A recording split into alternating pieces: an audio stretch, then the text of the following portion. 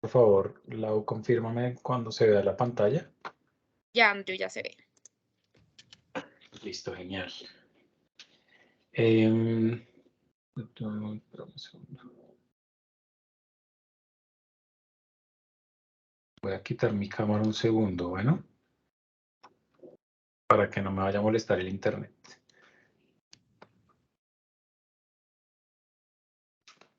Listo. Entonces empezamos la charla de hoy. Conocer su consumidor es gratis. Ese es el título de la charla y yo esperaría que a lo largo de esta sesión, que yo espero que no sea de 1 hora, sino que se sienta como sea mucho menos tiempo de lo interesante que está, sirva como una guía práctica de investigación de mercados a bajo costo. Como decía Lau, pues esto no es un tema que sea exclusivamente para pymes o para empresas unipersonales, sino realmente la investigación a bajo costo es algo que en la industria de investigación de mercado se busca todo el tiempo. Nosotros dentro de Unilever incluso siempre buscamos, y el mindset de la investigación de mercados principal debería ser siempre hacerlo al menor costo, claramente. Entonces no es como una cosa rara que yo esté presentando, sino que realmente es el estándar de lo que uno debería buscar en investigación de mercados. El objetivo de hoy son dos grandes objetivos y me gustaría que hoy, al finalizar la sesión, podamos lograr al menos parcialmente estas dos cosas y que cada uno de ustedes tenga y salga de acá con ideas súper prácticas, súper cosas que ustedes puedan mañana empezar a implementar en sus empresas, en sus negocios, si todavía, no sé, si quieren lanzar algo nuevo, si tienen un problema en sus empresas o si están muy bien en su empresa, pero siempre se puede estar mejor, pues yo creo que la investigación de mercados, y lo vamos a ver más adelante, es algo que siempre está vigente para estos temas. Entonces, el primer objetivo, aprender conceptos importantes de la investigación de mercados y el comportamiento del consumidor, que es la base de la investigación de mercados. El segundo punto y el segundo objetivo grande es, como les decía, inspirar y darles muchas ideas prácticas para que mañana mismo salgan a hacer investigación de mercados. Para arrancar, ¿por qué el consumidor compra lo que compra? O dicho de otra manera, ¿por qué compramos lo que compramos? Esa es una pregunta que quería hacer el sondeo acá con los que estamos conectados. Por favor, escriban ahí respuestas, lo que se les ocurra. ¿Por qué el consumidor compra lo que compra? Piensen en sus empresas o piensen en ustedes mismos, piensen en un producto que les guste mucho y piensen por qué compran lo que compran. Es una pregunta profunda y una pregunta importante. Ahí todos ven ahí salió un chat, un forms, ¿sí? Si ahí en pantalla tenemos el Forms, pueden poner ahí sus respuestas y van a ir apareciendo cada vez más grande.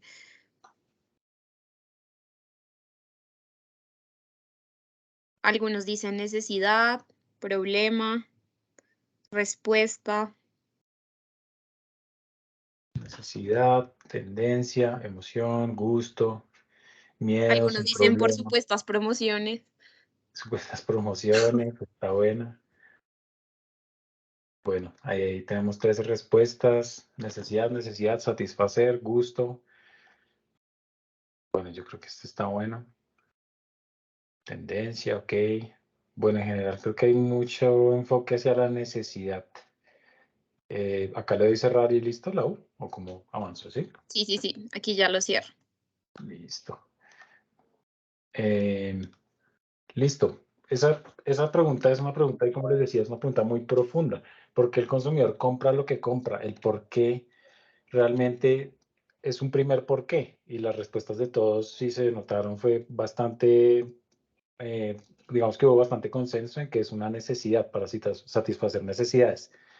Sin embargo, la pregunta es profunda en el sentido de, ¿pero qué tipo de necesidades? ¿Por qué? Uno podría entrar a preguntar, ¿pero por qué hay una necesidad? ¿O por qué nace la necesidad? Y detrás de esa necesidad, ¿qué es lo que está cumpliendo el consumidor al comprar cualquier cosa?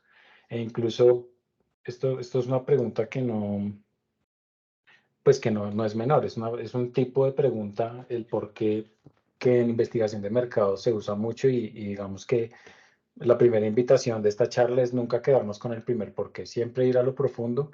En general deberíamos buscar siempre al menos 3 o 4 porqués detrás de las preguntas que nos hacemos o de las preguntas que nos hacen, pensando obviamente en un mindset de investigación de mercados. Y esta pregunta se la han hecho muchas personas. A lo largo de la historia es una de las preguntas más importantes de marketing. ¿Y por qué el consumidor compra lo que compra? El primero que trató de dar una explicación o un modelo que seguro algunos habrán visto en alguna clase o en alguna cosa de Google o en Wikipedia incluso, lo inventó Abraham Maslow en 1943. Esto es viejísimo. 1943 ya casi va a cumplir 100 años esta teoría. Y él lo que intentó hacer fue explicar la motivación humana, por qué la gente hace lo que hace, no solamente porque compra lo que compra. Y esto nos da un primer insight y es muchas respuestas a una misma pregunta. Es difícil responder una pregunta tan profunda con una sola respuesta. La necesidad misma tiene muchas caras. Puede haber una necesidad, como ustedes se ven abajo, muy fisiológica, ¿cierto? Yo compro, por ejemplo, me compro un paquete de papas para alimentarme o me compro un paquete de papas Margarita porque Margarita me hace sentir de una manera o me compro un paquete de Pringles porque resulta que las Pringles es una marca joven, es una marca que genera cierta tribu urbana de gente que come papas Pringles y entonces es súper de moda, entonces me puede estar satisfaciendo alguna necesidad. eh, Alguna necesidad. Ahí ustedes ven el puntero, sí. Alguna Sí, Andrew. necesidad, que es esta necesidad de afiliación, o yo, por ejemplo, para cambiar de ejemplo, entonces, ¿por qué la gente compra un iPhone? Si en términos generales un iPhone es lo mismo que un Android o un Huawei, pues puede que haya una necesidad detrás de reconocimiento, incluso de autorrealización. Porque alguien hace, por ejemplo, porque alguien hace una maestría en alguna especialización, en alguna especialidad del conocimiento? Tal vez yo busco autorrealizarme. Ahora que está tan de moda el coaching o estos temas humanos de crecimiento personal, pues hay una necesidad también de autorrealización. Digamos que esta respuesta estuvo muy buena, esta respuesta de Abraham Maslow es súper general. El tema es que no necesariamente responde a la actividad de consumo, ¿cierto? Esto digamos que tiene un trasfondo mucho más humano, mucho más holístico.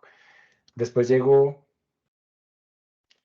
en 1967 Philip Kotler. Ese tipo, a alguien seguramente le sonará el nombre. Dicen que es el padre del marketing. Entonces él decía que una necesidad, ¿cierto? Refiriéndose a las necesidades que todos respondimos ahorita en el word cloud, se convierte en una motivación cuando es suficientemente fuerte para llevar a una persona a que actúe. Es decir, la necesidad en sí misma no es suficiente para que alguien compre algo. Yo puedo necesitar movilizarme, pero no me puedo comprar un automóvil, ¿cierto? Hay muchas otras cosas que pasan en el medio que determinan yo finalmente qué termino haciendo. Entonces, no es simplemente la necesidad, hay muchas otras cosas en juego que tienen que darse para que yo realmente pueda comprar algo que compro.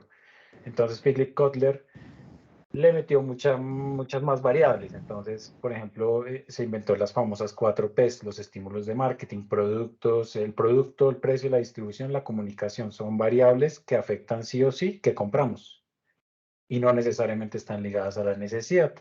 También hay estímulos sociales, económicos, tecnológicos, políticos, culturales. Hay un tema de psicología del consumidor muy fuerte que acá entra la motivación. Como esto es un tema denso porque habla más de la parte psicológica del ser humano, pero la motivación, la percepción que yo tengo no es, digamos que la realidad en sí misma es una construcción de percepciones, hay un tema de aprendizaje, entonces mi capacidad de entender un comercial o mi capacidad de expresar mis ideas, todo eso puede tener una influencia en lo que yo termino comprando. Características del consumidor culturales, sociales, por ejemplo, en países islámicos donde la mujer tiene un rol distinto a un país occidental. Todo ese tipo de cosas al final terminan determinando lo que compramos. No es simplemente la necesidad, es un avance en la definición de lo que compramos. También algo importante que dijo Kotler, para que lo tengamos muy presente, es lo que podemos controlar son nuestras P's de marketing. Por eso las 4 P's cobran una relevancia, porque en la estrategia de mercadeo, y este es recuerden que estamos en el módulo de estrategia y posicionamiento, yo tengo esas 4 P's para jugar y poder afectar en lo que mi consumidor está eligiendo. Entonces, pues Philip Kotler, digamos que por eso es el padre del marketing, porque hizo ese avance. Luego en el 2011 llegó este tipo que se llama Daniel Kahneman. Si no han leído este libro, se los recomiendo. La verdad es de mis libros favoritos. Y no lo leí hace mucho. O sea, vean que es de 2011. Yo no lo leí hace mucho. Es un libro que tiene información muy interesante. Él lo que dice es, muy bonito toda esta teoría, pero es todas las teorías de comportamiento humano asumen que el ser humano es racional. Y eso no es del todo cierto. Es un libro de más o menos 300 páginas. Se los prometo que tiene por lo menos 50 ejemplos que demuestran que el ser humano no es racional. Es un libro muy interesante. Y es lo que dice Daniel Kahneman, el ser humano anda por la vida con 2 cerebros. Hagan de cuenta que en el cerebro tenemos 2 sistemas. El sistema 1, que es un sistema ágil, es automático, es intuitivo, es emocional, es un sistema que trabaja casi que por instinto, ¿cierto? Entonces, si yo voy por la calle y un tipo me va a atracar, ¿cuál es mi reacción? Yo salgo corriendo, ¿cierto? O me paralizo. Ese es el sistema 1. Ese es el sistema que maneja la forma en que yo me comporto. Por ejemplo, si yo les doy una cucharada de ají para que lo prueben y hacen una cara terrible, pues también tiene que ver con ese sistema 1, es eso que no controlamos. Y el sistema 2 es el sistema o la parte del cerebro, o como lo queramos llamar. No significa que sea el lado derecho y el lado izquierdo, eso no es real, sino todo funciona al tiempo y según las situaciones y el contexto, el cerebro se va manejando de una forma o la otra. El sistema 2 es el sistema lento, es el sistema que yo estoy usando acá para contarles esa historia.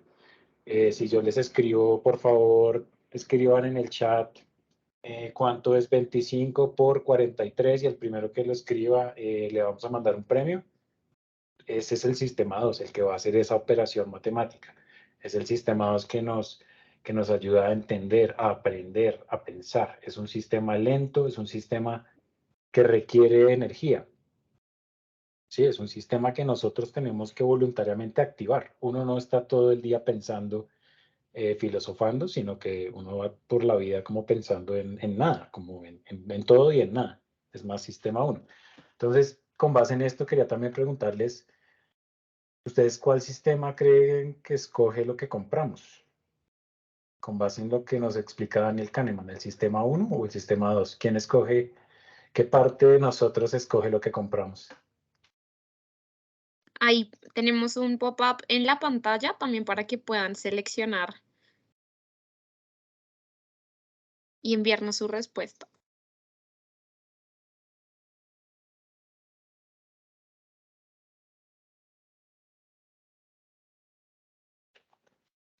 Llevamos 14 respuestas y está repartido, Andrew.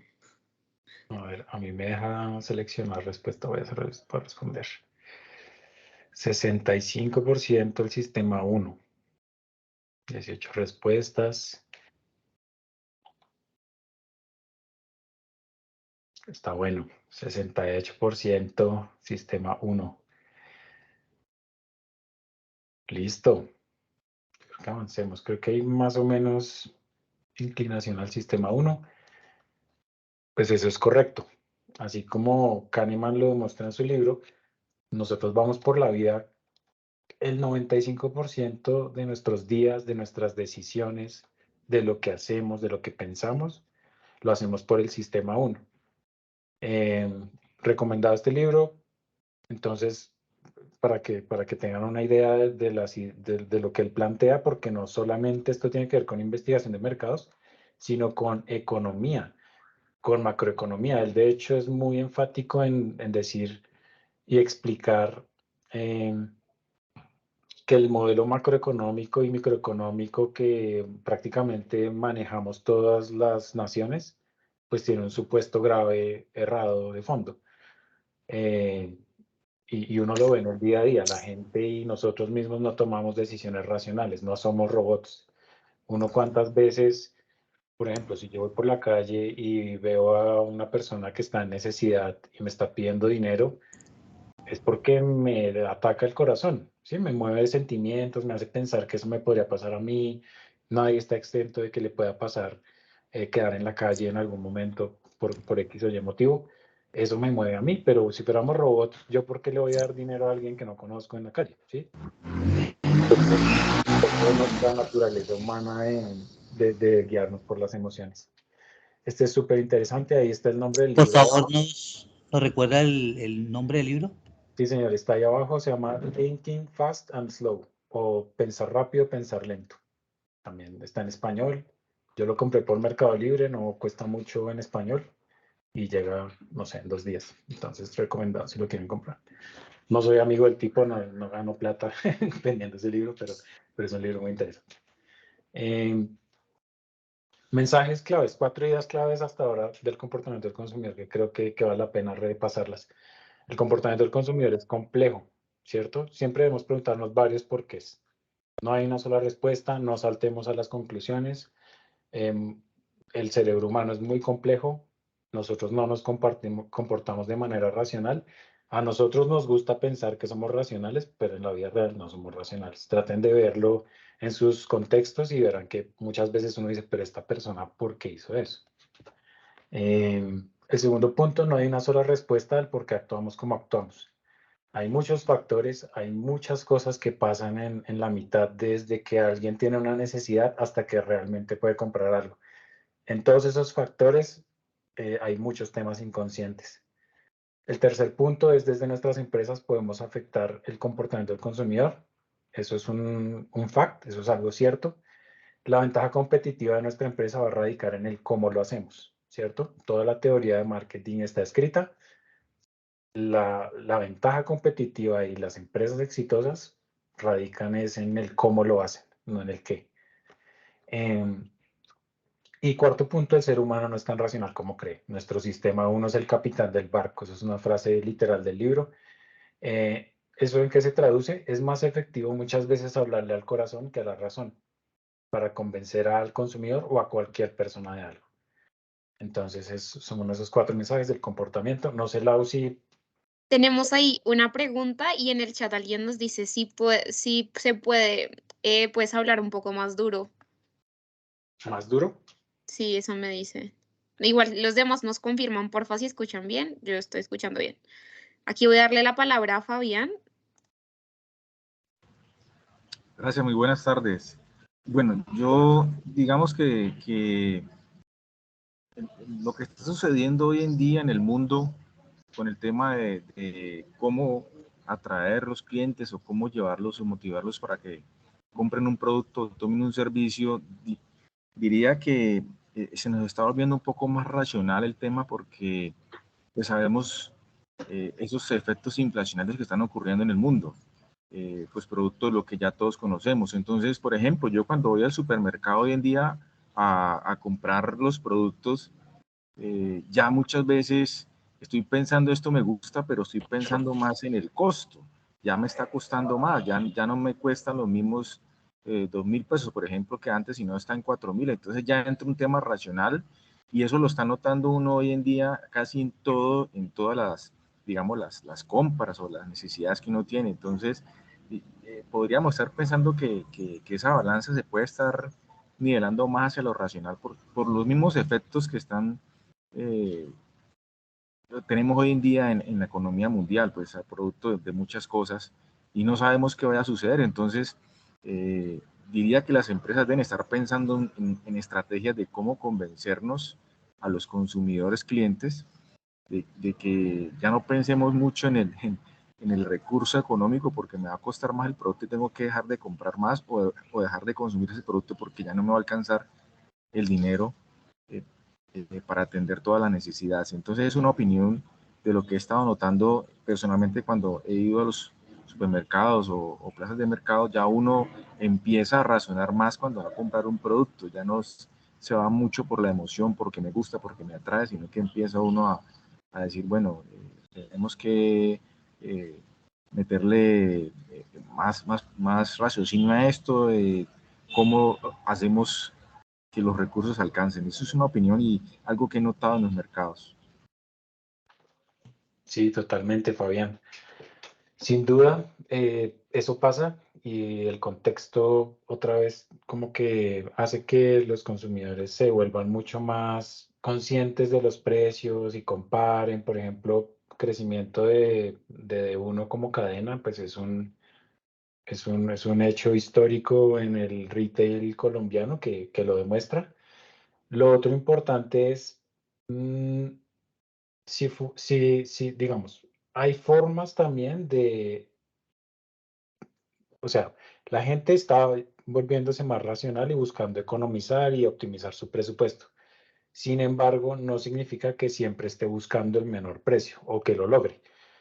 A lo que voy es, hay formas de estrategia de shopper para parecer barato sin necesariamente ser barato. ¿Sí me explico?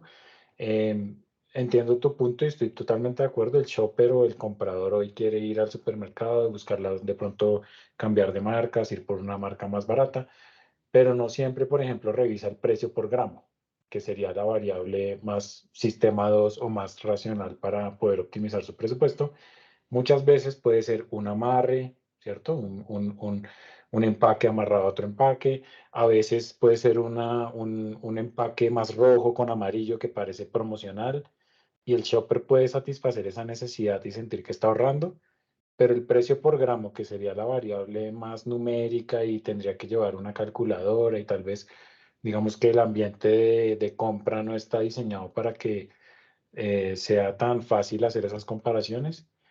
Entonces, digamos que sí, el shopper quiere ir a ahorrar, 100% seguro. Lo que te diría es, ya en la práctica es difícil y hay muchas variables de ejecución que tal vez atacan más el sistema 1 para parecer barato, ¿cierto? En muchos casos, algunos fabricantes, por ejemplo, cambian el gramaje, mueven un poquito el precio, o por ejemplo, si yo tengo dos variedades, entonces te dejo una variedad súper cara, una variedad más barata, entonces sientes que estás ahorrando. Hay como muchas estrategias que seguro, pues, no sé, han visto o han tratado de explorar o de usar en alguna de sus empresas, pero no necesariamente todo el mundo mira el precio por gramo, el precio por mililitro, o no es 100% racional, ¿sí?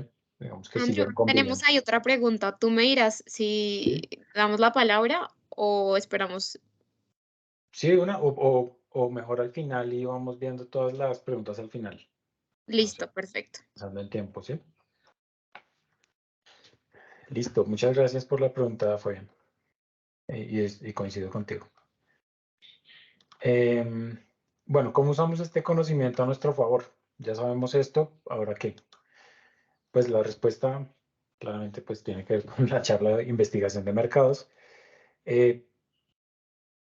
¿Y qué es la investigación de mercados? Sería como la primera pregunta tal vez a resolver. La investigación de mercados es un proceso sistemático y objetivo, donde se recopila e interpreta datos y hechos que sirven para tomar unas decisiones adecuadas de mercadeo. ¿A qué se refiere esto? Un proceso sistemático y objetivo es, yo tengo que apartarme como investigador de lo que a mí me gusta o a lo que a mí me parece y más bien enfocarme en la data, en lo que yo puedo capturar del mercado o de mi consumidor. Y eso me tiene que sustentar o ayudar a mí a tomar una decisión. La decisión al final la voy a tomar yo y yo puedo tener esos sesgos que están en mi sistema 1. Entonces, una de las cosas más importantes de ser investigador de mercados es uno mismo salirse como de sus creencias y enfocarse mucho en la información, hacerlo sistemático y objetivo. Es algo que se va logrando con práctica y es algo que uno tiene que ir trabajando con preguntas de negocio o con investigaciones. Ahorita les voy a contar un poquito más, pero es algo importante tener en cuenta. ¿Qué tipos de investigación de mercados hay? Hay tres grandes. También si a alguien le da curiosidad leer, esto está armado con un libro importante de investigación de mercados de Kinnear y Taylor. Si ponen investigación de mercados Kinnear y Taylor, este nombre que está acá, les sale, pero también está como cruzado con cosas de Kotler y de Fisher, que es otro investigador importante. Y son tres grandes grupos. un análisis de contexto donde yo puedo incluir análisis de la demanda o entre paréntesis entendimiento del consumidor, características de los mercados, análisis de la competencia, el entorno económico, el entorno interno de la empresa. Todo eso entra como en el contexto. Otro gran grupo que es mix de marketing. Yo puedo hacer investigación de mercados para definir mi mix de marketing, ¿cierto? Mi producto, mi precio, mi distribución, mi comunicación. Y otro gran grupo que son unas medidas de desempeño. Resuelve preguntas de tipo cuánto vendí, cuánto es mi participación de mercado, cómo está posicionada mi marca en el mercado, qué tan efectiva es mi ejecución en un canal determinado, cuál es mi nivel de servicio con mis clientes, ahí se me están respetando los precios, si yo tengo canales largos o canales de distribución que no dependen de mí, satisfacción del cliente, ese tipo de cosas que son más de diagnóstico. Y las tres, digamos que conviven o se alimentan unas a otras. Y la más importante en mi concepto, eso sí no está en el libro, es el análisis de la demanda, entender el consumidor. Porque para mí lo que yo he visto en mi experiencia de investigación, esto normalmente resuelve todos los porqués detrás de todas las demás variables. Entonces, mi producto no está bien, ¿por qué? Tengo que ir a entender mi consumidor. La participación en ventas no está bien, ¿por qué? Tengo que volverme a entender qué pasa en el consumidor. Entonces, es una variable importante de la investigación de mercados que ayuda a resolver muchas otras etapas. Y quería preguntarles en este contexto, ¿por qué fallan las empresas, productos, servicios nuevos o por qué falla la innovación? Por ejemplo, en nuestra empresa, en Unilever, a veces hay innovaciones que no les va bien, ¿sí? A pesar de todo lo que sabemos, todo lo que hacemos, a pesar de ser una empresa tan grande, a veces no salen las cosas como salen o como uno espera que salgan. Entonces, quiero escucharlos, quiero ponerles que ahí sale otro pop-up, otra ventanita para que por favor pongan a ver qué piensan ustedes, por qué falla un producto nuevo. ¿Por qué falla? Si ustedes han fallado, ustedes mismos piensen, ¿por qué fallé en esta ocasión? Ahí está planeación, mercado, supongo que es mercado, seguimiento, clientes.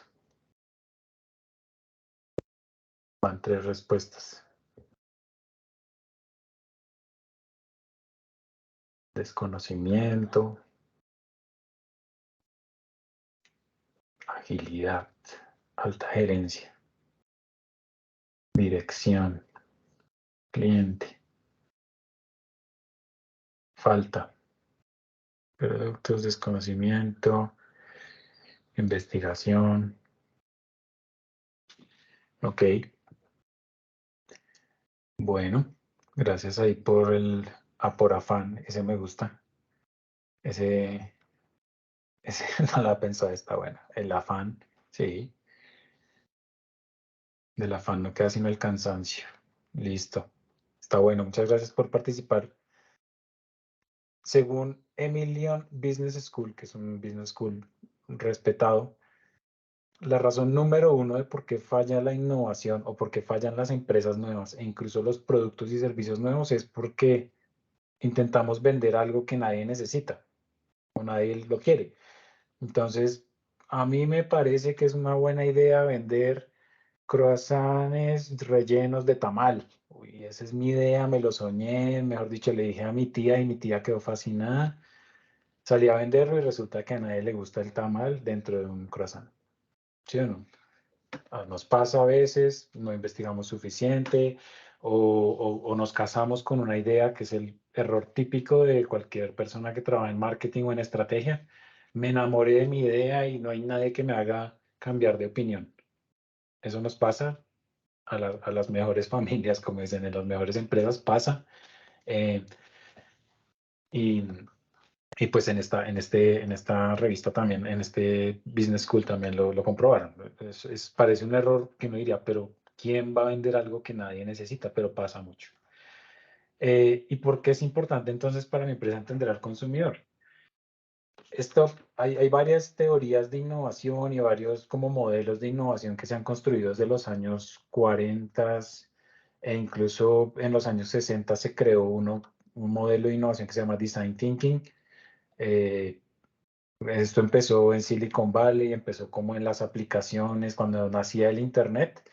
En el 2009, David Kelly y Tim Brown, búsquenlos en YouTube, hay unos videos muy buenos de ellos, y tienen un libro que se llama Change by Design.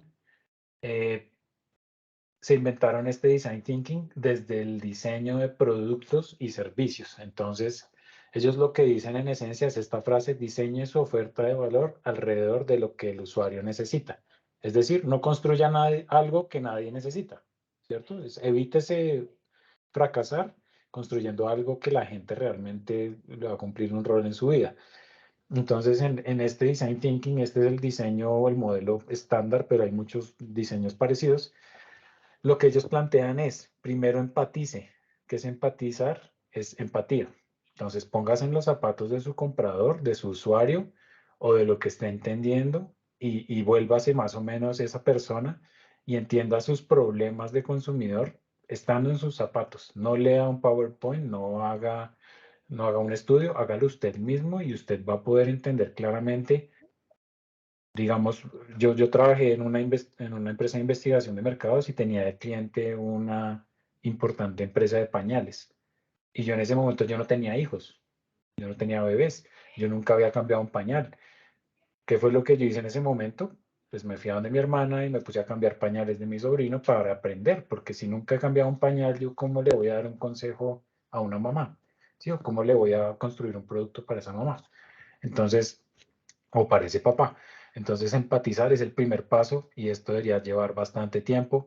Cuando yo empatizo suficiente, yo defino mis problemas y esto todo lo llaman una fase de comprensión. Yo comprendo mi problema.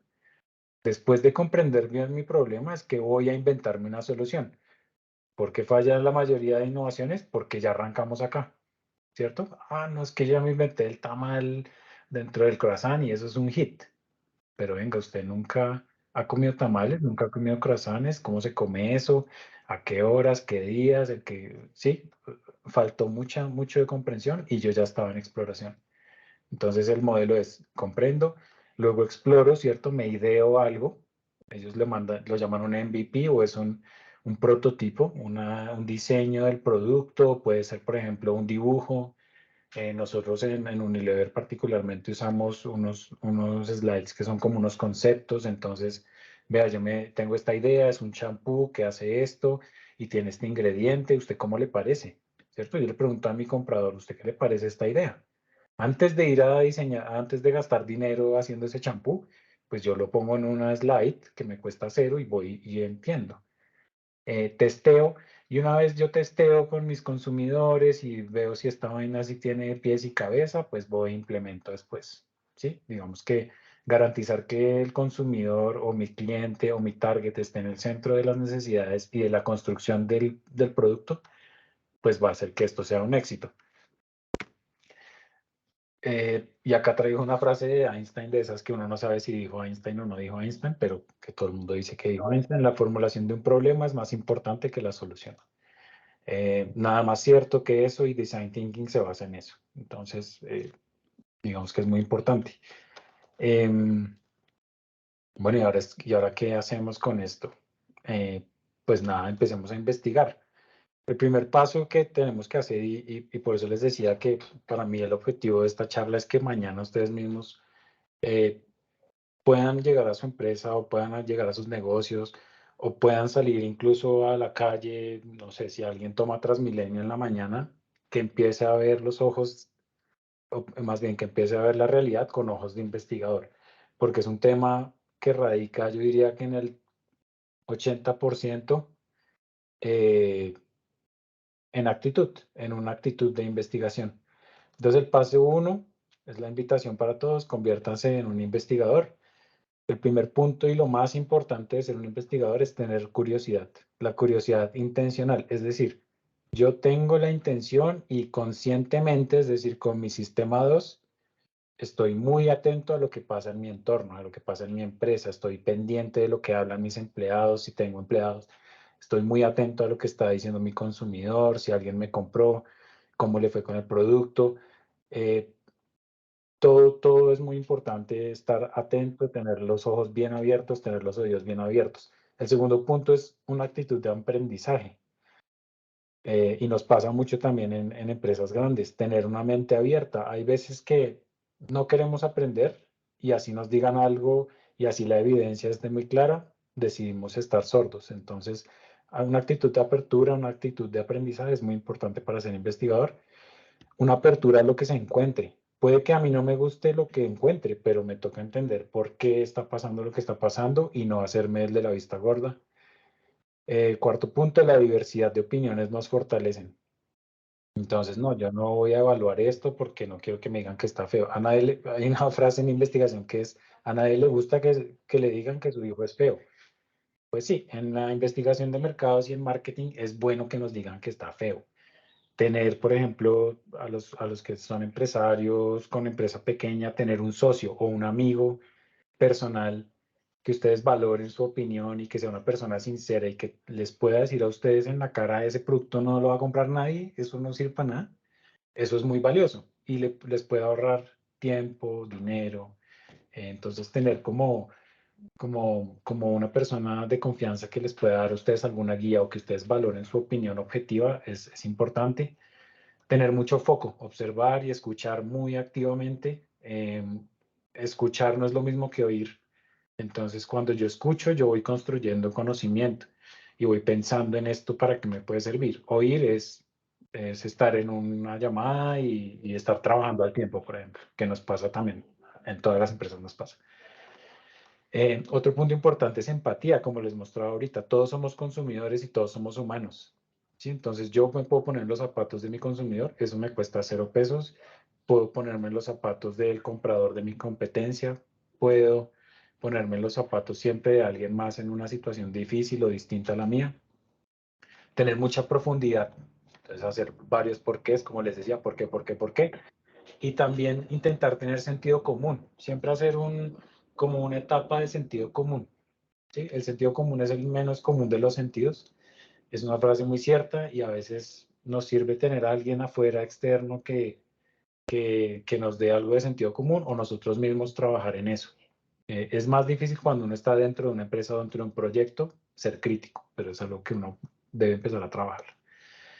Entonces, resumen del paso 1, ser un niño de 4 años, ¿cierto? Un niño de 4 años pregunta todo, es curioso, coge todo, mira todo, lo que no debe, lo que sí debe, no le importa, es curioso. Ese es el resumen del paso 1. Paso 2, definir las preguntas de negocio o supuestos que tengo, ¿cierto? Ya estoy en mi actitud investigadora, mañana mismo me puedo ir a escribir, a pensar, a activar ese sistema 2. El sistema 2, acuérdense que es perezoso, toca obligarlo a trabajar. Escribir preguntas de negocio. ¿Qué es una pregunta de negocio? ¿Por qué las ventas de mi producto X están cayendo? ¿Será que debo entrar al mercado de empanadas de carne? ¿Por qué los vendedores de mi empresa no duran más de un año? Son preguntas de negocio válidas que tal vez las tengo en mi cabeza o son hechos que han pasado y nunca me he preguntado el por qué. Luego los supuestos. Hay supuestos duros, graves, que a veces, digamos, se forman empresas o productos encima de supuestos que nunca fueron validados. Entonces, por ejemplo, a la gente le encanta usar mi producto X cuando va hacia el trabajo. Esto puede ser un producto no tan grave, pero es un supuesto importante. Mis compradores están dispuestos a pagar un 10% más por mi producto. Un poquito ligado a lo que decía Fabián. ¿Será que sí? ¿Será que si les subo el 10% no se me va a caer la venta? Mi comprador fiel le gusta el sabor de mi producto, por eso no puedo cambiar. Eso es un supuesto duro, ¿cierto? No sabemos, a veces hay evidencia, a veces no. El paso 3 es tomar esos supuestos que yo espero que construyan o si ya tienen algunas preguntas de negocio en la mente, los puedan priorizar. El paso 3 es priorizar. ¿Priorizar cómo? Esto es una sugerencia, no es una camisa de fuerza, pero nosotros lo que solemos hacer es priorizar entre el impacto que va a tener en mi empresa o en mi negocio versus el nivel de incertidumbre. Entonces, acá cosas que van a impactar mucho mi empresa o mi negocio, acá las que no, de pronto no son tan importantes, y acá las que sé bastante, ¿sí? O puedo hacer como supuestos que son bastante razonables, y acá los que no sé nada, donde hay una incertidumbre muy alta y realmente necesito aprender. Los que pueden imaginar, pero pues los supuestos que van a caer acá, las preguntas, pues son las que más prioridad van a tener en mi plan de investigación. Entonces acá yo les ponía algunos ejemplos. de los que vimos ahorita. A mi comprador fiel le gusta el sabor de mi producto, por eso no puedo cambiarlo. Es un impacto alto, pero tal vez yo he probado mi producto y los de la competencia y la verdad es que es rico, es bueno, yo mejor no lo cambio. Por ahora lo puedo despriorizar. Acá un ejemplo. A la gente le encanta usar mi producto X cuando va hacia el trabajo. Puede que tenga un impacto bajo, no sé nada, pero tal vez no me va a cambiar mi modelo de negocio. Acá hay unos de impacto medio. Mis compradores están dispuestos a pagar un 10% más por mi producto. Es un impacto medio, medio alto. Como ya Fabián, ahorita los costos de materias primas, de transporte, gasolina, todo está subiendo, entonces me toca subir de precio. ¿Será que la gente sí está dispuesta a pagar más por el producto o no? Y acá lo puse como ejemplo para más adelante, pero voy a poner este como el más prioritario. Obviamente, todo esto es un ejemplo nomás. Pero porque las ventas de mi producto X están cayendo. Para mí es un impacto altísimo y la verdad es que no sé nada. Entonces, para un ejemplo más adelante, tengámoslo acá en cuenta. El paso 4 es definir el corazón de la investigación. Del corazón de la investigación suena un poco romántico y es que esta frase yo la escuché en mi primera clase de investigación de mercados y siempre se me quedó grabada. Es una frase de Alicia en el País de las Maravillas. El gatico le dice a Alicia, Alicia le dice al gato, ¿qué camino tomo? Y el gatico le dice, si no sabes a dónde vas, cualquier camino es bueno. Pues acá dice puede llevarte allí, pero cualquier camino es bueno. Entonces, el corazón de una investigación y lo que nos dice acá el gato es, pues, ¿qué objetivo tiene? El corazón de una investigación es el objetivo de investigación. A veces pecamos porque en investigación de mercados porque el objetivo no es claro y los objetivos específicos tampoco. Y es un tema que otra vez requiere sistemados, requiere sentarse, requiere pensar, requiere pivotear ideas con compañeros, con empleados. Es un tema que es de sentarse y escribir y pensar muy bien. Ya con esos objetivos de investigación, acá les voy a poner un ejemplo con el mismo, el ejemplo X. Entonces, tengo preguntas de negocio, ¿cierto? O hipótesis. Eso genera algunas hipótesis de lo que yo conozco de mi empresa o del mercado. Y esas hipótesis me van a generar unos objetivos. Entonces, acá, el que habíamos escogido, el que les escogí de ejemplo. ¿Por qué las ventas de mi producto X están cayendo? El objetivo es la transformación de esto en un objetivo. Entender las razones que explican la caída de las ventas en X. ¿Sí ven? ¿Cómo cambia esto de una pregunta a un objetivo? Acá yo me estoy preguntando por qué pasa esto, acá me estoy planteando el objetivo de entender. Y acá vienen varias hipótesis, entonces, no sé, el producto X tiene un problema de desempeño, ¿cierto? El producto X tiene un problema de distribución. El consumidor del producto X ya no le gusta este tipo de productos porque prefiere Y. Es un ejemplo. Y cada hipótesis de estas yo le puedo ligar un objetivo. Entonces, esto tiene un problema de desempeño mi producto, entender el desempeño del producto X contra la competencia y cómo mejorar. Ese puede ser un objetivo. El producto X tiene un problema de distribución. Entonces, mi objetivo va a ser entender si el producto X no está siendo codificado como antes y por qué. Pueden haber temas de cliente, pueden haber temas de agotados, pueden haber muchas cosas. El consumidor del producto X ya no le gusta este tipo de productos porque prefiere Y. Entonces tengo un objetivo y es entender los gustos de mi consumidor de X y las posibles amenazas de la competencia. Entender a Y, hacer una prueba comparativa, entender cómo performan ambos. Me gusta esta frase mucho y es el director de investigación de General Motors hace años, en los años 40. Pero un problema bien definido es un problema casi resuelto. Entonces, otra vez, obliguemos nuestro sistema 2, que es nuestro sistema de pensar, a pensar en el problema, no nos enamoremos de las soluciones, pensemos mucho en los problemas que hay en nuestra empresa o en las oportunidades, no siempre son problemas, a veces son oportunidades de crecimiento y dediquemos tiempo a eso y verán que van a salir cosas interesantes que más adelante van a alimentar la estrategia. Este es el módulo de estrategia. Entonces, las preguntas duras, las preguntas densas, las preguntas pesadas de nuestro modelo de negocio son las que nos van a ayudar a mejorar nuestro negocio y a definir una estrategia ganadora. Después viene un paso 5. Y es un paso 5 que está muy ligado al objetivo de la charla de hoy, es investigación de mercados a bajo costos. ¿Cómo puedo obtener información. Acuérdense que esto no es de opiniones. ¿Cómo puedo obtener información para comprobar mis hipótesis al menor costo y en el menor tiempo posible? Pregunta súper difícil, pero como les decía al principio de la charla, es una pregunta que nos hacemos en investigación, no solo en empresas pequeñas, en empresas grandes, en todo tipo de empresas, es el primer paso. Hay dos formas de verlo. Podemos ver siempre barreras, siempre, cómo obtener información para comprobar mis hipótesis.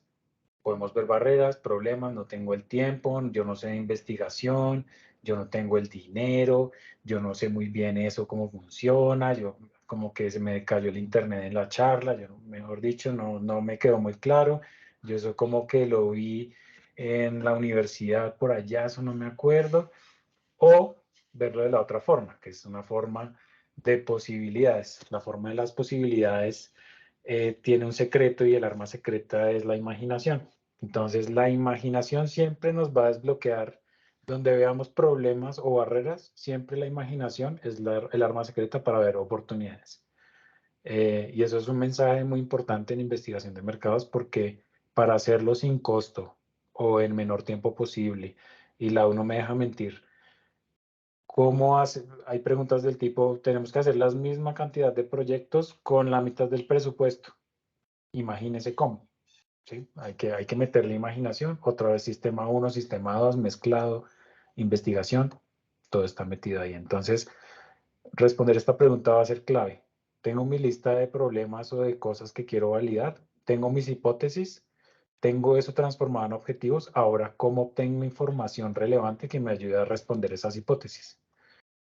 Para eso les tengo dos casos chiquitos, pero el ejemplo 1, más que todo para el tema de imaginación y para el tema de que sea sin costo. En el ejemplo 1 les voy a contar la historia de Doritos. No sé si alguno sabe qué tiene que ver Doritos y Disney. Pero si alguno conoce la historia, pues perdón, pero la voy a contar súper rápido, pero bueno, no le quita nada a la persona que ya la conozca recordarla.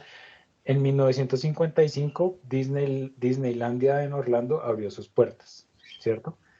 En ese Disney había un restaurante que se llamaba Casa de Fritos.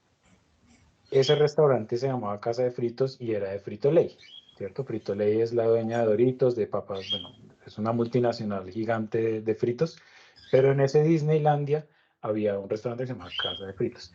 En ese restaurante vendían comida mexicana, ¿cierto? Entonces vendían burritos, vendían tacos, vendían un montón de comida mexicana. Un día llegó un proveedor de ese restaurante y vio que estaban botando bolsadas de masa, bolsadas de masa de maíz. A lo cual él entró al restaurante y le dijo al chef, chef, ¿por qué no coge esas masas, las corta en triangulitos, las frita, les echa un poquito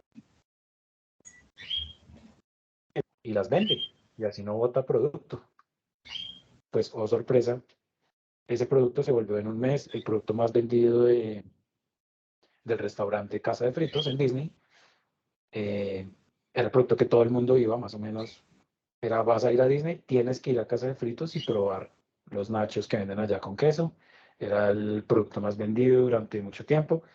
Eh, y lo curioso de cómo nace Doritos es que desde que pasa ese evento y se vuelve el producto más vendido, pasa un año completo hasta que el dueño de Frito-Lay se entera que ese es el producto más vendido en su tienda. Cuando esa persona, el dueño de Frito-Lay, se entera de eso, va al restaurante, entiende qué es lo que está pasando, prueba el producto, se da cuenta que es un productazo y pues empieza a gestionar todo dentro de su empresa para convertir a lo que hoy es Doritos. Entonces, el ejemplo va encaminado a en qué falló, o sea, en qué falló el gerente de Frito-Lay. ¿Cómo pudo haber ahorrado un año de venta o cómo pudo haber hecho las cosas distintas? Obviamente leyendo el periódico de ayer es mucho más fácil, pero pues, ayuda mucho a entender cómo podemos afrontar nosotros el futuro. Entonces, preguntas que si hubiera podido hacer el dueño de Frito-Lay, ¿cómo puedo usar mejor mis desperdicios? Y botando 10 bolsas de masa al día y no se me ha ocurrido que lo podía reutilizar en otra cosa. Existen más platos mexicanos que pudiera ofrecer en mi menú yo cuando leía el caso pensaba, pero, o sea, como no ofrecían tacos, o, perdón, nachos con queso, es un producto muy básico y de la comida mexicana y no lo ofrecían, muy raro. ¿Hay ideas en mis empleados, proveedores o clientes de cómo mejorar mi negocio? Esta idea sale de un proveedor. El proveedor de tortillas le dijo, haga este producto y vean lo que es Doritos hoy. Mis ventas y mi consumidor me quieren decir algo, porque él se demoró un año en ver cuánto vendían los Doritos en su restaurante. Muy raro. Y la otra es, ¿puedo masificar algo que parece anecdótico? Tal vez una historia anecdótica dentro de mi negocio o un comentario de alguien, de algún vendedor, de algún empleado de mi negocio me pueda dar luces sobre algo que puede ser mucho más grande. El segundo ejemplo es similar, pero también les quería preguntar, pues, ¿qué tiene que ver Ferrari y Lamborghini? No sé también si alguien sabe la historia, pero en 1916 nace Ferruccio Lamborghini, que es el dueño de Lamborghini, y este personaje vendía tractores. Se acabó la Segunda Guerra Mundial, él lo que hacía era recolectar todo el acero y todos los motores viejos y fabricaba tractores y aire acondicionado. El tipo eventualmente se volvió millonario vendiendo tractores. Pues imagínense una Italia destruida, necesitaban reconstruirla a partir de agricultura. Man se volvió millonario vendiendo tractores y era italiano, ingeniero y millonario. Entonces, él de que era fan, pues de los autos deportivos, tenía no sé cuántos Ferraris, era un amante de los Ferraris, y como buen ingeniero se dio cuenta que este Ferrari, este modelo de Ferrari que fue el primer vendido de Ferrari, tenía un problema mecánico.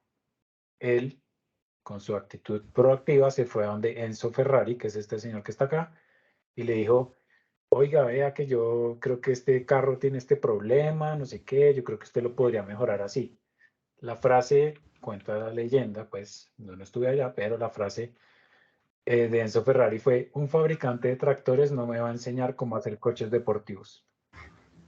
Entonces el señor Lamborghini dijo, perfecto, me voy y ahora uso mis millones para hacer un nuevo carro que se va a llamar Lamborghini y mi objetivo, mi propósito de vida va a ser construir el mejor carro deportivo, incluso mejor que Ferrari. Este señor era amante de Ferrari y la respuesta de Enzo pues le generó competencia, ¿sí? La arrogancia un poco. Entonces, un poco la historia va, escogí esta historia porque digamos que una de las preguntas que se hubiera podido hacer Enzo Ferrari es, mi producto es excelente, o sea, ¿qué carro puede ser mejor que Ferrari? Pero puede ser mejor. Creo que un poco la soberbia de él no lo dejó ver que sí podía haber un problema mecánico, que tiene de malo, sí, no somos perfectos, siempre se puede mejorar. Otra vez, hay ideas en mis clientes de cómo mejorar mi negocio. A mí me parece súper raro que siendo una persona millonaria y un cliente tan fiel de Ferrari, pues Enzo no le haya hecho caso. O sea, algo sabía este personaje. La tercera es, soy el peor crítico de mi producto. O sea, yo, dueño de la empresa, soy el peor crítico de mi producto. Creo que eso es algo que nos tenemos que preguntar siempre. Yo no me puedo enamorar de mi producto, siempre tengo que estar pensando en cómo mejorarlo. Otra vez, ¿puedo masificar algo que parece anecdótico? Vino un tipo millonario y me dijo que el carro estaba mal. ¿Será que sí? ¿Será que Enzo nunca manejaba sus carros? No sé.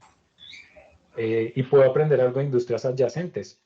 Si estaban vendiendo también los tractores y este señor se está haciendo millonario por eso, algo deben estar haciendo bien. Estos son carros que tienen mucha potencia, estos también, algo tienen en común. Esos son dos casos que a mí me llaman mucho la atención de mercadeo, que me parecen que ilustran muy bien la falta de curiosidad, como a veces nos juegan en contra. Otra vez un poquito a la teoría y es, acuérdense que vamos en hipótesis, luego los objetivos y ahora tengo que encontrar información, ¿cierto? ¿Cómo puedo no ser Ferrari y cómo no puedo ser Frito-Lay? Entonces, lo primero es entender bien los tipos de información que existen. Hay, digamos, 4 grandes grupos, la primaria y la secundaria. Primaria es información que yo tengo directamente de alguna fuente y la secundaria es información que ya existe y yo simplemente la leo. Es información que ya está organizada, sintetizada, alguien más levantó esa información. Y la otra gran distinción es cualitativa y cuantitativa. Cualitativa es la información que es profunda, son informaciones que nos responden preguntas de cómo y por qué pasan las cosas, no son representativas. La cuantitativa es una data mucho más robusta, cuantitativa como su nombre lo dice, es decir, con, no sé, n superiores a 150. Por ejemplo, una encuesta de intención de voto puede tener 4.000 o 5.000 respuestas, ¿cierto? Es una muestra grandísima y normalmente ahí respondo el qué y el cuánto, ¿cierto? ¿Qué, cuánto? Y me puede dar algunas estadísticas, desviaciones estándar, cosas ya más elaboradas. Algunos ejemplos de estos tipos de información. Bueno, la información terciaria que no está casi en los libros, pero hay libros muy buenos donde sí está, y las finanzas, ¿cierto? Yo debo cruzar esta información con lo que me está pasando a mí en mi PIG, en mi balance, ¿cierto? Para hacer todo un sentido de la información. Algunos ejemplos de tipos de investigación. Entonces, en primaria cualitativa, yo hice 5 entrevistas en profundidad con dueños de mascotas, ¿cierto? Porque tengo una idea de negocio. Hice 2 focus group con la fuerza de venta de un producto que tengo.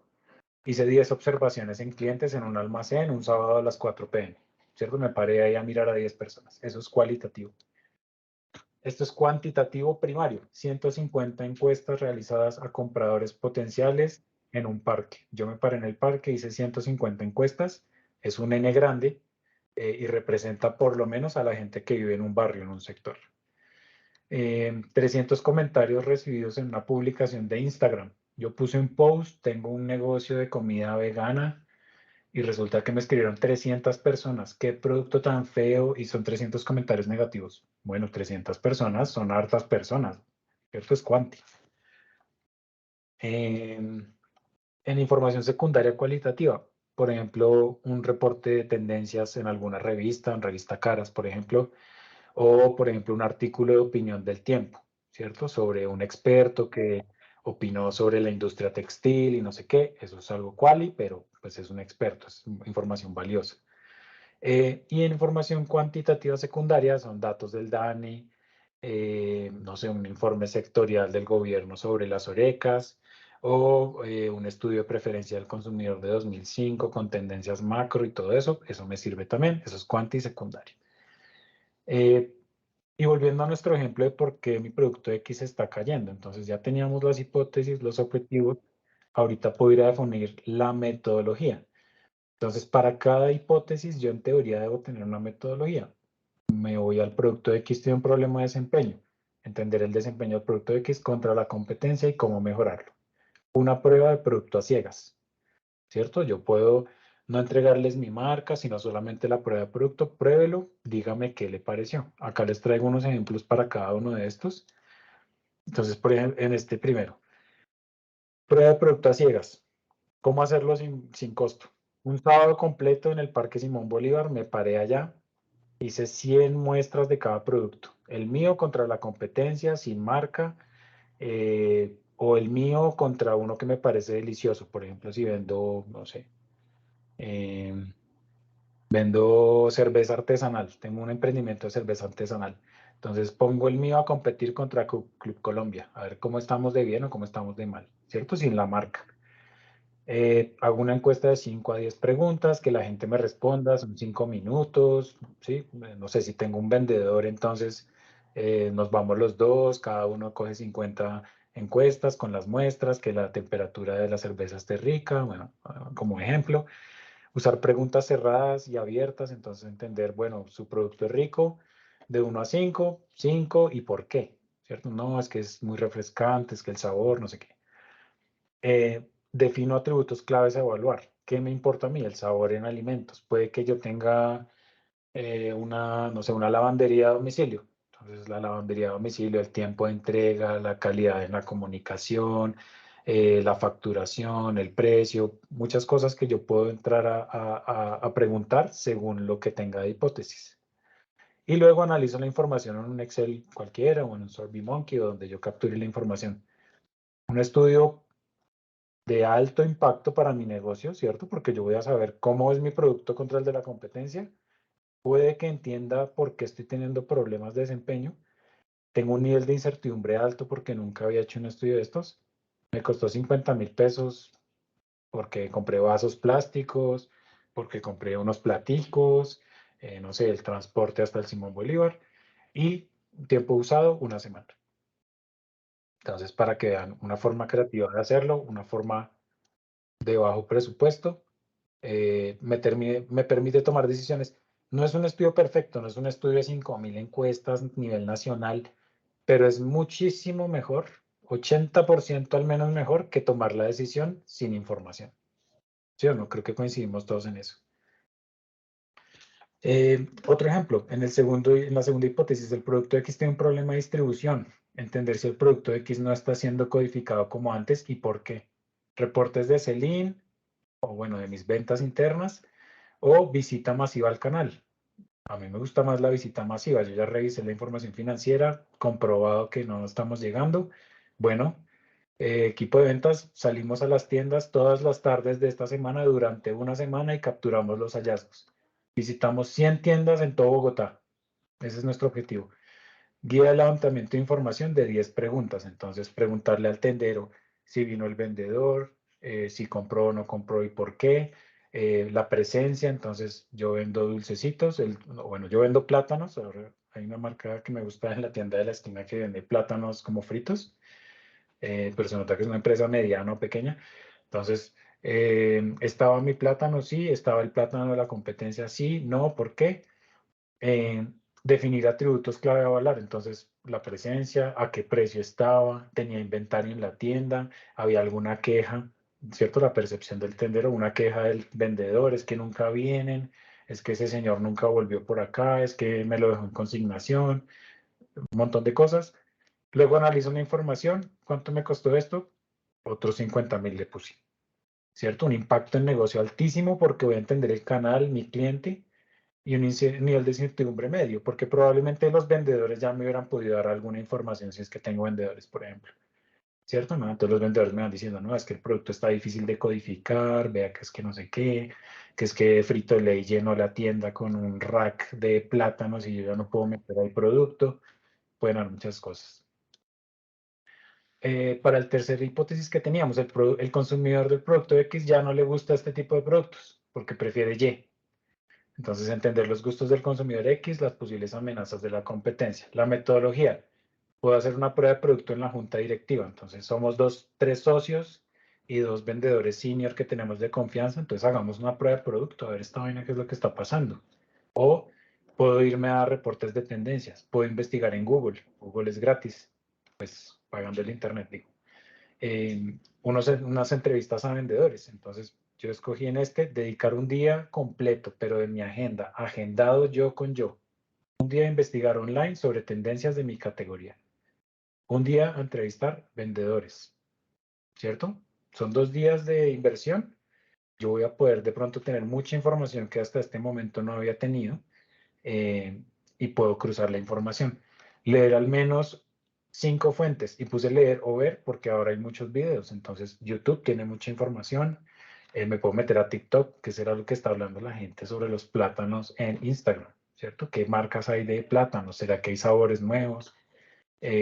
Bueno, muchas cosas que yo puedo aprender de fuentes secundarias y hablar al menos 10 con 10 vendedores de mi empresa. 1 hora, los cito 1 hora durante un día y hablo con ellos para entender su percepción de cómo está el mercado y cómo vienen los gustos de la gente.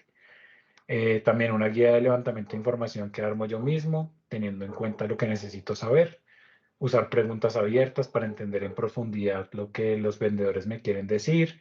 Aclararles que no es una auditoría, que no se les va a castigar por lo que respondan, sino que es simplemente un tema de investigación para hacer crecer la empresa. Eso es importante. Y luego analizo la información. Eso me puede costar 0 pesos. Obviamente, pues la hora del vendedor que dejó de salir, bueno, eso ya es como hilar muy fino, pero el costo total puede ser de 0 pesos, ¿cierto? El impacto en el negocio medio, tal vez, porque depende de lo que encuentre. Pasa a veces también que me metí a internet y no, resulta que esas tendencias de China, bueno, no es Colombia, pero puede que eso de China me inspire a mí para una idea en Colombia. No se desanimen por eso, nos pasan a nosotros también. Entonces, las tendencias de cabello en Sudáfrica. Bueno, pero eso no somos tan distintos, todos tenemos pelo y todos somos humanos. Puede que algo de eso tenga sentido para Colombia. Y el nivel de incertidumbre medio también lo puse y pues sería como algo que tal vez tengo alguna noción, pero necesito más información y entender más a profundidad las tendencias de mi consumidor.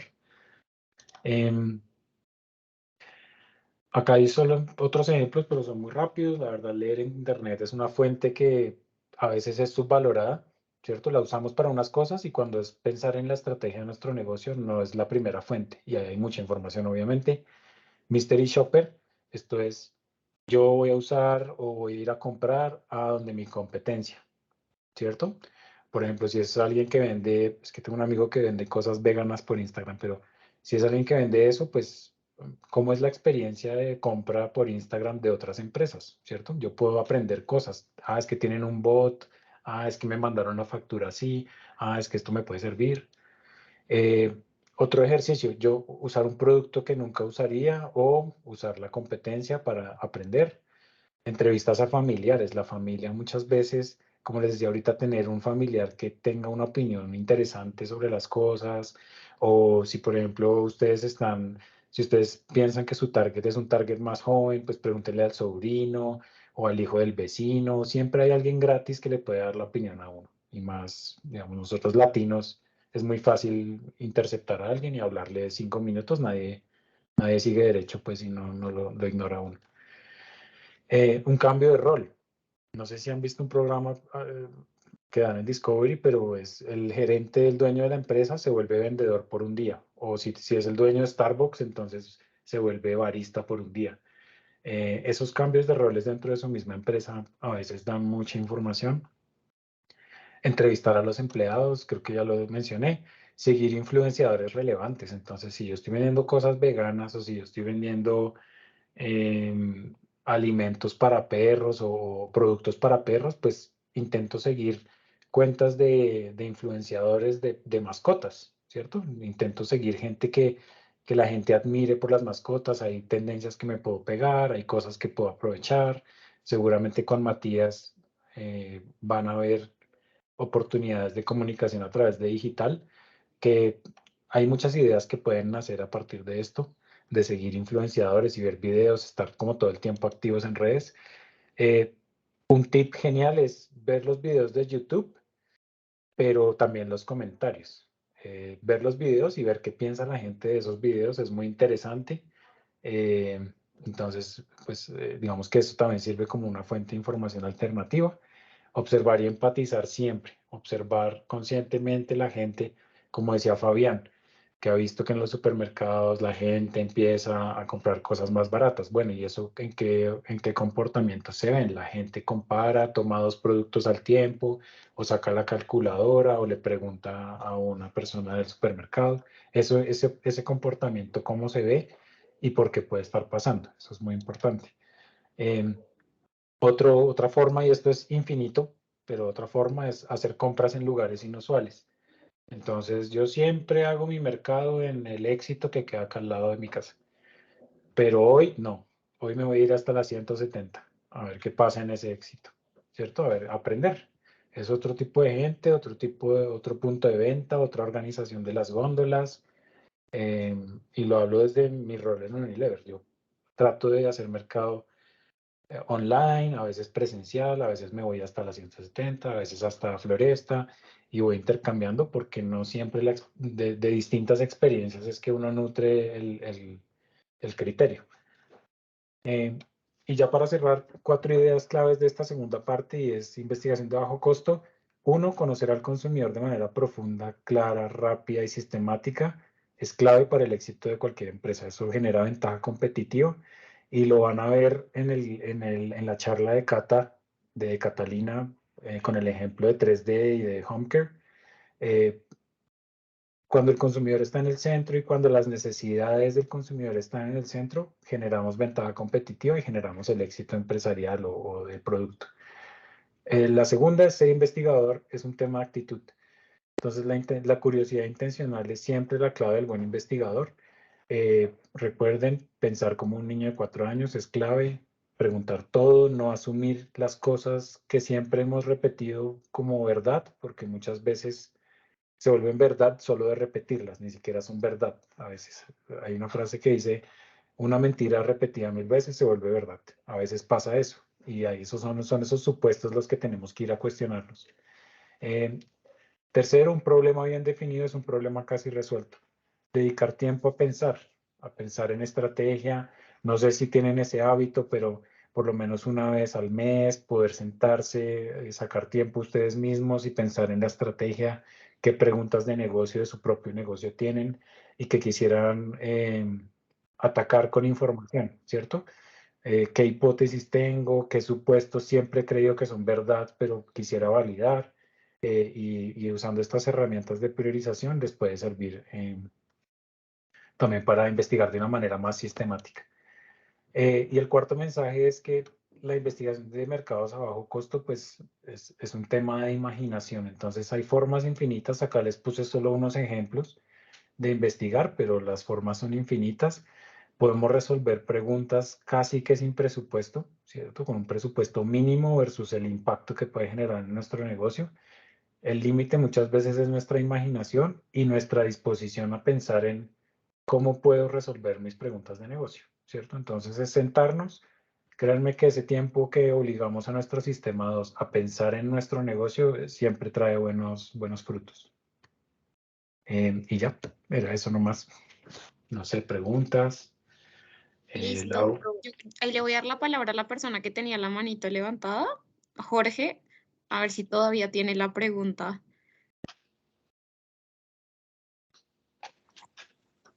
Aló, buenas tardes. Buenas Hola, tardes. te escuchamos. Bueno, Andrés, el tema de investigación que acabas de mencionar, pues muy interesante, digamos, los aspectos para tomarlo de bajo costo. ¿Cómo lo hacen, por ejemplo, en Unilever con un producto determinado en diferentes tipos de mercados? Me explico. Sabemos que a veces los productos no son para todo tipo de mercado, o sea, para todo estrato. Entonces, dependiendo si tú estás en el éxito, lo que tú dices, de la 170, o si estás en un éxito más hacia el sur, a veces los productos varían, digamos, en la disposición. Entonces, ese mercado, ¿cómo se maneja cuando son diferentes, un estrato 5 a un estrato 2, 3, pero que adquieren el mismo producto? Sí, yo te diría que depende mucho de la categoría en que esté tu empresa. No sé qué categoría es, si te lo puedes decir, pero por ejemplo en Unilever depende mucho de la categoría. Lo que normalmente solemos hacer es, por ejemplo, tener un portafolio de productos, de marcas. Entonces yo puedo tener unas marcas que juegan en algún segmento de precio y otras marcas que juegan en un segmento de precio un poco más alto. A veces, esa es una de las variables. La otra variable es el pack, ¿cierto? El empaque. Entonces, por ejemplo, puedo tener unos sachets un poco más pequeños para la tienda tradicional, o puedo tener unos empaques un poco más grandes, un poco más costosos para otros canales. Entonces, se vuelve como una cuestión de diseñar para el canal, ¿cierto? Entonces, yo puedo identificar mi necesidad básica de esa categoría o lo que tengo que ir a ofrecer. Y luego, según tu canal o según tu público objetivo, puede ser un tema de estrato, a veces pasa por ciudad, ¿cierto? Entonces, de pronto en la costa es distinto que en Cali, que al oriente o que al sur. Entonces, es un tema más de definición de canales y el de público objetivo que quieres ir a atacar. Te diría, esas son las dos, los puntos de precio a los que vas, pero también el empaque, el tipo de empaque que estás ofreciendo, el tamaño, porque eso te va a permitir jugar con el desembolso. Entonces, un empaque un poco más pequeño que no pase de los 5.000, me invento. Y para otro tipo de personas, de pronto con un nivel de gasto un poco más alto, puedes tener un empaque de 20.000 que haga otras cosas o que ofrezca más valor. Listo. Ahí tengo también a Fabián con la mano levantada. Uh-huh.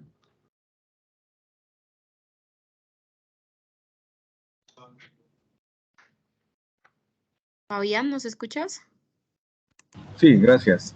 Bueno, no sé si sea del caso la pregunta que voy a hacer, pero entiendo que trabajas en el área de mercadeo de Unilever. Hoy en día vemos que hay un almacén que está en crisis de cadena, que es como Justo y Bueno, que ya entró en liquidación, y uno dice, bueno, estos almacenes que manejan todo este tipo de productos, en tu concepto, ¿cuál puede ser el motivo por qué estos almacenes entran en este proceso de insolvencia, o teniendo en cuenta pues que se metieron digamos, en una línea o en un mercado de bajo costo, pero pues, no sabemos realmente si fue mal administrado, o lo que sucedió con la misma 14 en Cali, que la cerraron, y hoy en día pues ya la adquirieron otros empresarios? Entonces, desde del punto de vista de mercadeo, ¿qué conceptos puedes tener de lo que pudo haber sucedido? Sí, pues yo no tengo información así como confidencial de eso ni nada de eso, pero la verdad de lo que nosotros podíamos ver de ventas y de desempeño en mercado, digamos, desde consumidor, les iba bien. Tanto la 14 ustedes sabrán, histórica, una cadena súper caleña, incluso a la 14 en Bogotá le iba muy bien, tenía sus compradores. Yo tenía muchos conocidos caleños que en Bogotá, viviendo, iban a la 14 de Bogotá.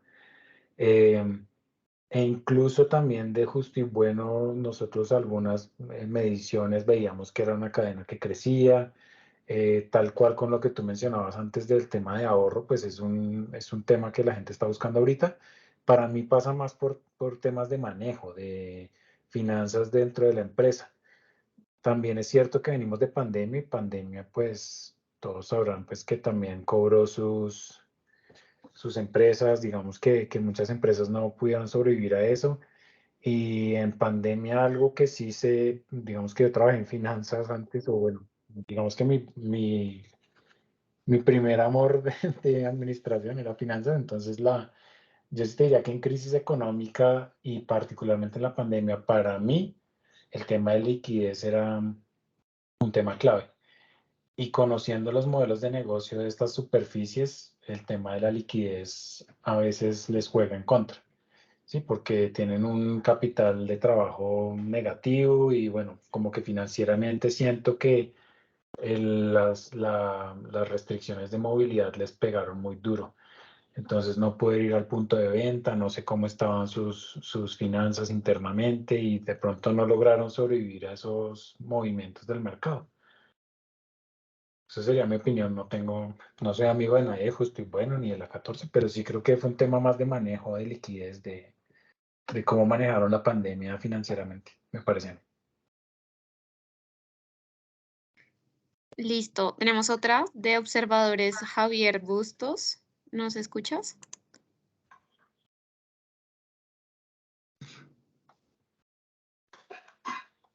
Hola, ¿nos escuchan? Javier, ahí te vemos con la mano levantada. Listo, ya tengo el micrófono. ¿Cómo están? Pues haciendo desde pues, nuestra perspectiva, el análisis de datos coge cada vez más relevancia a todo nivel, porque este es un tema ya de decisiones permanentes en la organización, y parte del trabajo que nosotros motivamos es a crecer la competitividad y productividad. Es decir, entre menos se usa Excel en la compañía, pues reemplazado con herramientas de análisis de datos, pues los cargos operativos pasan a ser microgerencias que pueden tener retroalimentación en línea de lo que está sucediendo, porque se me están bajando las ventas en un punto específico, o qué está sucediendo con tal producto A o B. A nivel de empresas medianas, para empresas pequeñas, es implementar pequeños termómetros empresariales que le ayuden a uno a tomar decisiones basadas en datos, y también poder arriesgar un capital tipo casino. Es decir, voy a sacar estos 200.000 pesos para este proceso de innovación. También creemos que fomentar un espacio al mes o a la semana para generar espacios de innovación donde cada persona pueda exponer una temática o poner un pequeño taller, puede ayudar a alinear a los empleados y a las personas de la organización hacia los objetivos comunes, basado en todas estas herramientas que tenemos como nuestra retroalimentación y aporte que quisiéramos dar a la charla, que los felicito, muy nutrida. Y felicitaciones al speaker. Muchas gracias por tu aporte. Listo, nos vamos a ir al Kahoot para cerrar y pues para que puedan participar en el premio de hoy. Entonces ahí, Pau, si me ayudas compartiendo. Listo. Entonces, como saben y ya se volvió costumbre, por favor ingresen a www.kahoot.it. Lo pueden hacer desde el celular o desde el computador e ingresan el código 330-5422. Entonces aquí justo tengo una duda de Mónica cuando salen los cuadrantes, cómo se juega. Entonces tiene que estar tanto en la pantalla visualizando la pregunta como las respuestas y cada respuesta tiene asociado un color. Entonces ese es el que les aparece en el celular al momento de votar. Las respuestas aparecen aquí en pantalla. Igual yo por ahí les ayudo leyéndolas lo más rápido que puedo, pero esa es la manera en la que funciona. Entonces ahí porfa si nos ayudan.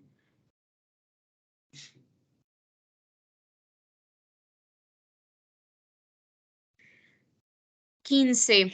Vamos a esperar 2 minuticos más.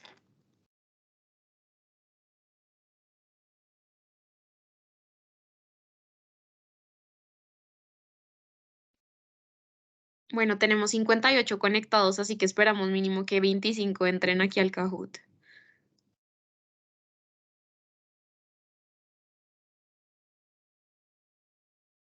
Ah, mentiras, gracias ahí Javier por la corrección, somos 65. Y Andrew, todos están pidiendo que sí podemos compartir la presentación, que les encantaron las frases, los libros. Bueno, buenísimo, me alegro que hayan estado atentos y de verdad, si pueden hacer algún cambio en su trabajo diario, me sentiría súper cumplido el objetivo de hoy. Porque sí Sí, es de hecho algo ahí los animamos al que por ahí haga alguna investigación de mercados a bajo costo, no lo comparta al mail de Unipyme. Sería súper chévere ver si pudieron poner en práctica lo que vimos el día de hoy. totalmente. Listo, yo veo que ya llevamos 26. Vamos a esperar un minutico más para los que aún se están conectando. Aquí en el chat les estoy pegando el link de Kahoot, código 330-5422. Listo, Pau, yo creo que arranquemos en honor al tiempo.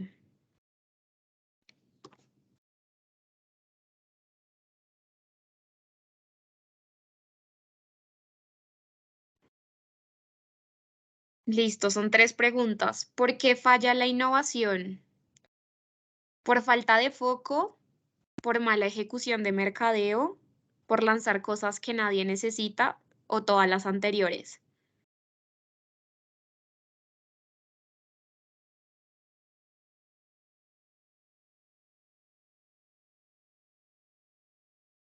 Muy bien, en efecto, por todas las anteriores.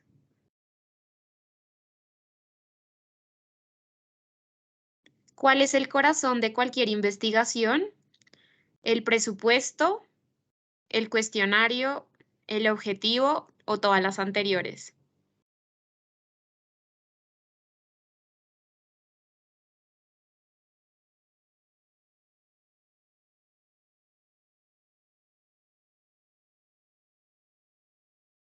Uy, creo que algunos se dejaron cañar ahí con las...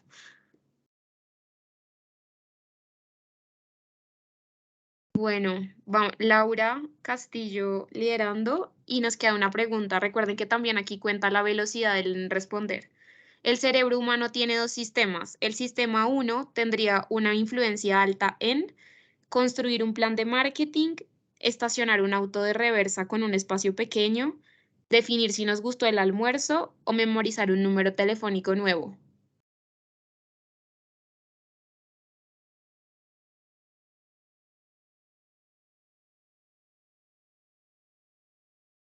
Muy bien.